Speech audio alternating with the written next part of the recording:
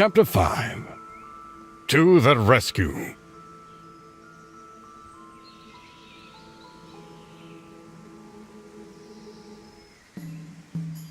Hey, look here.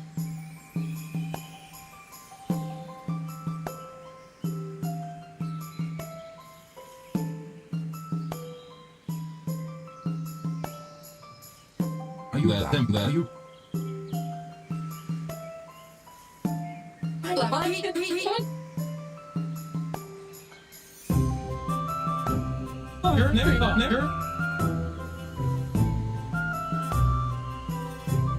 Build that.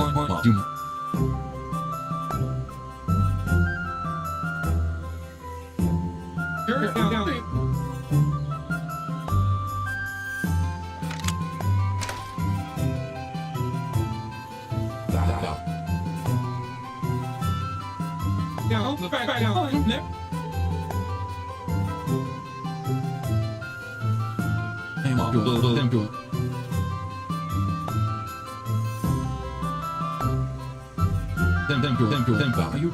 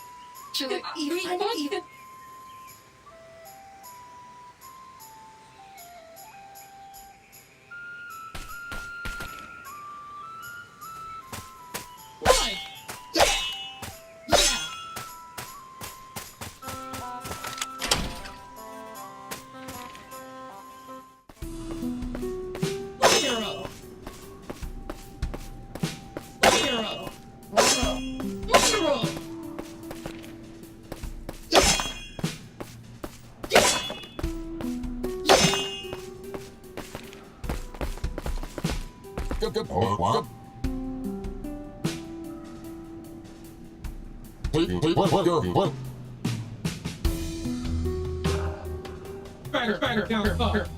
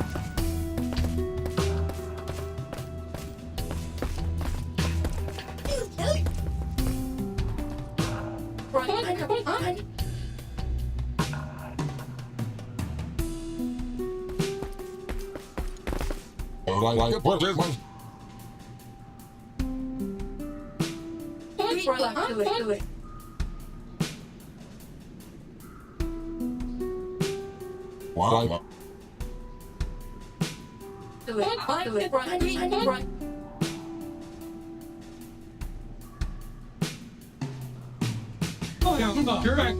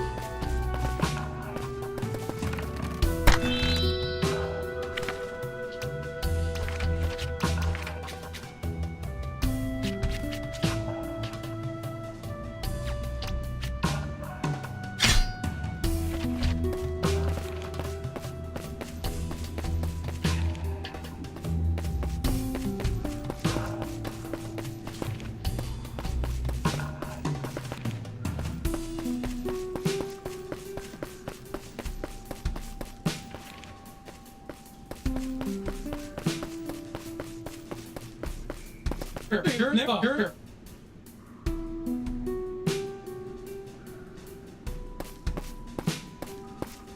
Alright, let's see what our reward is beyond. Oh, you. What are you doing here, and how did you end up in yet another cage? Is this some kind of fetish? Hey, I don't kink shame. Anyway, would you believe that it's a form of meditation? Whatever floats your boat. Well, seeing as you have assisted me twice now, and shown yourselves competent enough, I think I will join your quest, if I may. If you may? This is so cool! We have a real hero on our team! Let's see just how useful he is, and if he can avoid getting caught in cages for more than an hour. There's no stopping us now!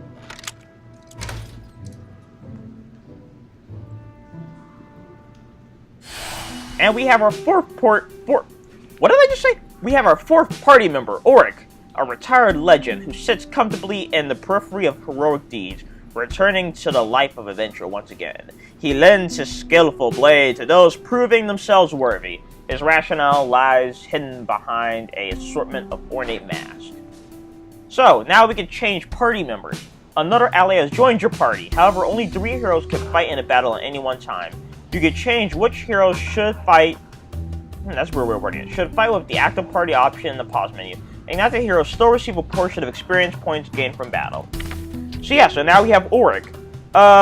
Let's go over his cards real quickly so you can kind of get a feel for how he plays. So first we have EI Cut. It's physical attack. Cyclone Stash. Deals storm damage to one foe. And as you can see in the upper right hand corner, it has an X on it. That means it's going to take as many Steam gears as you have.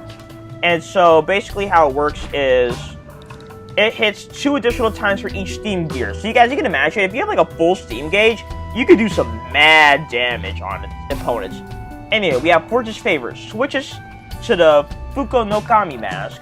It'll heal all allies, and every time Auric gets hit, he'll restore a little bit of health, and if he's teamed up, and if Galio uses an attack beforehand, it heals by a bit more. And finally, we have Raging Demon, which deals arcane damage 3 times to one foe, but will also damage Auric with arcane damage. But we'll switch up to his Hanya Mask, which will increase his critical hit chance. So as you can kind of ascertain from Auric, he's kind of the glass cannon of the party. If I can think of an analogy, think of like Dunban from Xenoblade Chronicles. He's basically like that, and he's actually very similar to him in a lot of ways. I wouldn't be surprised if he was inspired by him. But anyway, so if you run back to the merchant, you'll see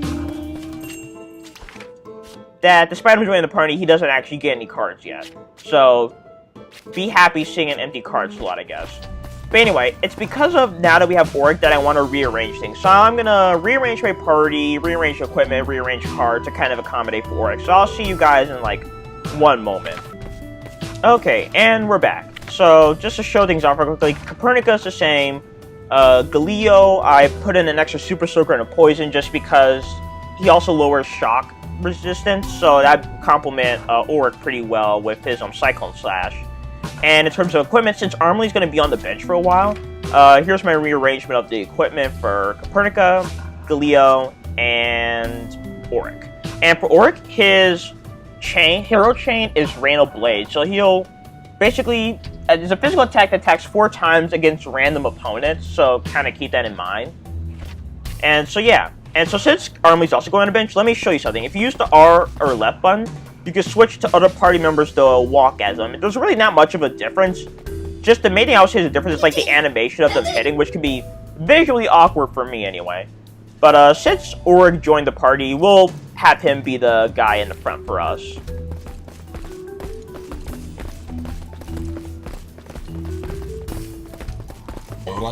There are 2 separate cords operating the mechanism.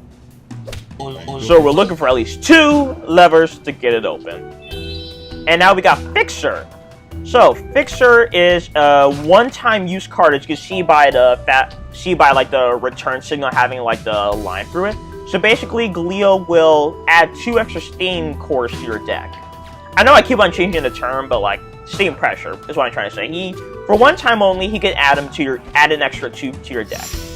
Anyway, we're basically in part 2 now of the stage. So first, you want to come up here and get 2 for pretty much free chests. We get a Revive kit, which does, as the name states, Revive. And we also get Inspiring Grace, one of my more favorite cards for Auric.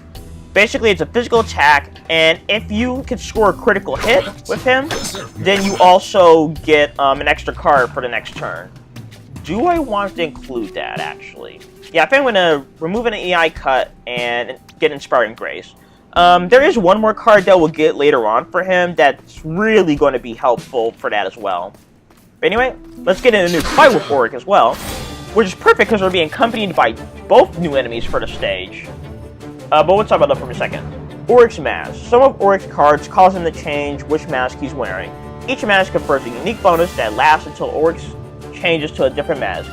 Even when changing mask, the previous mask effect stays around until the end of the turn, so you can double up on bonuses by changing frequently. So anyway, we have... hold on one second. We'll do that. We'll do that, and we'll do that. Okay, so... Oh, wait, no, I should have targeted them bomb. Curses. Oh, well. So anyway, we have 2 enemies. The Subterranean Troopers, which are like the Jackal guys. They have 470 health, 38 strength, 38 magic, resist physical, are weak to thunder. And then... So they have Spear Thrust, which we already explained, Counter Stance, which we already explained, and their new attack is Defensive Stance, which boosts the defense for all allies by 2 stages. Okay. I'm kind of tempted to just let the bomb blow up, because I don't think there's really much we could do to, now that I kind of messed up like that. So, what are we going to do here? We're going to get rid of Fortune's Favor, and we're going to get rid of Mend. Okay, so yeah, we'll do 2 Super Soakers in a row, I guess. Anyway, speaking of the Mage, we have the Subterranean Mage, 470 health, 56 strength, 56 magic, resist fire and thunder, and yeah. So for their attacks, we already saw one of them before. it has Void Fire. So it has Void Fire, which we already explained. Berserk, which is one of my least favorite attacks in the entire game, which inflicts Berserk. Basically, what Berserk does is it will... Okay, will... Oh, actually, yeah, we can use Raging Demon. Yeah, let's do that. Anyway, so Berserk is a status affliction that will cause your... So it'll be inflicted on an ally, and what will happen is, at the beginning of each turn, they'll use a Berserk physical attack, and there's nothing you can do about it, unless you can heal it off. But it's gonna waste one of your cards that you can use. It's a really annoying skill, and you can't... There's no way you can afflict it yourself, so I really don't like it. It feels a bit too cheap, in my opinion. But anyway, we did... Hold on. We'll do that, we'll do that, and we'll do that. Okay, there we go. So back to the Subterranean Mage. So he has Void Fire, Berserk. He also has Arcane Blast, which we already explained. And the last one is Weaken, which you use on Copernica. It will lower an attack... it will lower the opponent's attack by 3 stages. So it can be pretty devastating. But for whatever reason, he used it on Copernica, so it doesn't matter, because she barely has any physical arts. And there we go. So yeah, luckily the Tomba didn't do that terrible damage, just because I kind of buffered against it. But let's see, we'll do Steam Punch, Poison, I guess we'll Mend for it.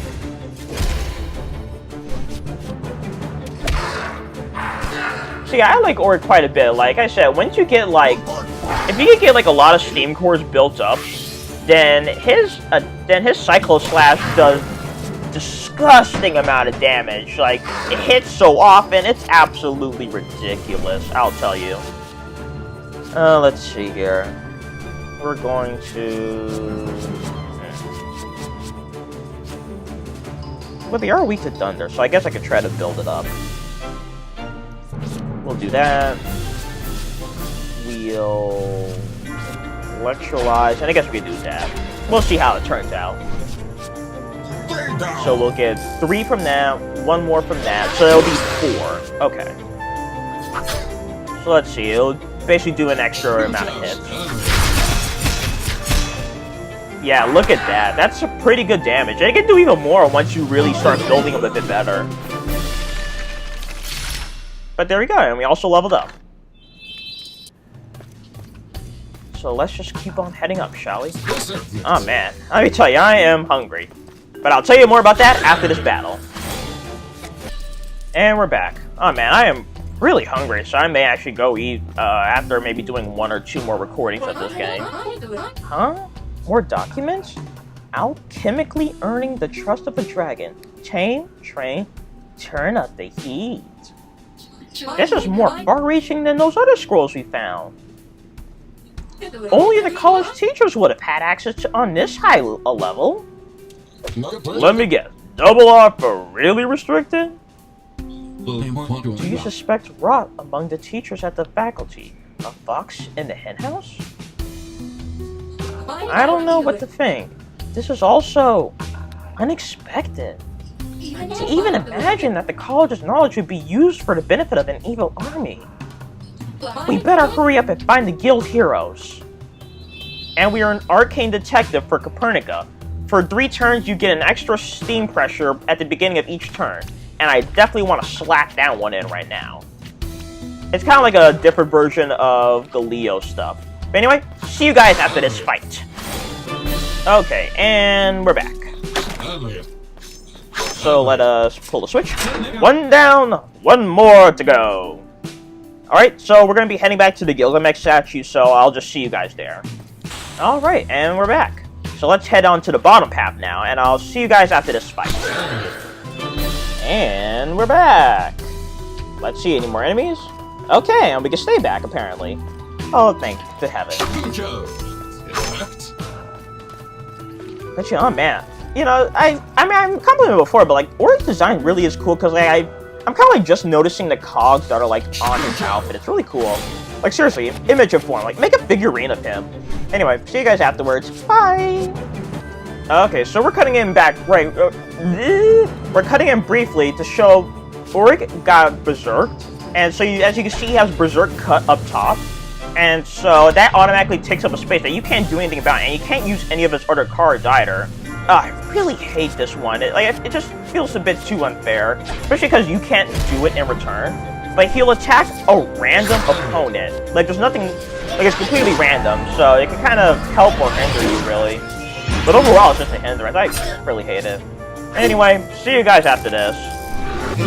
And we're back. And we leveled up as well. Hurrah. And let's see what our spoilers of war are. A black... What is black belt? I actually don't remember that one too well. I think it gives a counter. Yep. Grants a small chance to counterattack with 100% physical. What would I think that could do pretty well on, Oh, right. I'm gonna do that. Okay. I'm not... I want to explain what I was pausing there for a moment for, but it'll probably make sense later. Anyway, see you guys later. And we're back. And looks like we're gone. And we're back. You know, hold on. That makes two. Let's get back to the gate and save us some heroes. So yeah, so we're heading back to Statue Gilgamech, but actually I do want to keep on talking. So, you know, it's kind of a shame that I do have to cut out all these battles just because there are, like, so many of them. But at the same time, just to put things in perspective for you all, the last episode before this would have been an hour long, but it would have been an hour long, but I ended up cutting like 18 minutes of, you know, pretty much battles. And so, you know, I know you all love me like a mother who's a male, but, you know, that's a lot. I don't think y'all love me that much. Anyway, open sesame. I can almost smell my guild membership card. I guess it's better than smelling the guild members. Anyway. Alright! We found them! After searching high and low, our brave gang finally found the kidnapped heroes. Overwhelmed by the situation, the guild master gazed upon them and...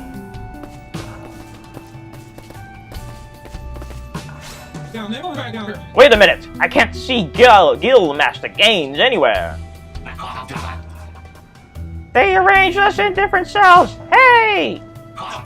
Aren't you that crazy peasant who tried to crash our Christmas party at the guild club? I was almost to say a Christian party. Me? Oh no, sorry. Well, I'm sorry. Me and my parents were delivering fruits. I just wanted to say hello to the guild master and ask him if he got my latest application. Now that we have some official heroes on our side, saving the others won't be a problem. I don't know what you're calling your little get-together, but to stage an official rescue mission, we'd have to fill out Form 13-7. And those documents are back at the guild fountain, next to the chocolate fountain. So, you see, we need to get back there. Right. I'm sorry.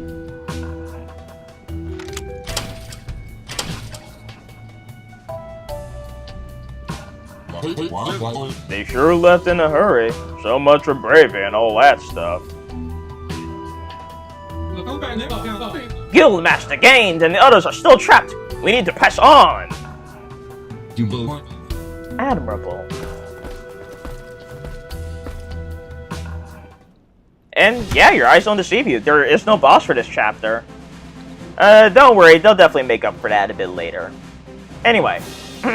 Having liberated some of the guild heroes, our former trio probes deeper into the cave to find Guildmaster Gaines. But that will be a story for next time. I'll see you all then.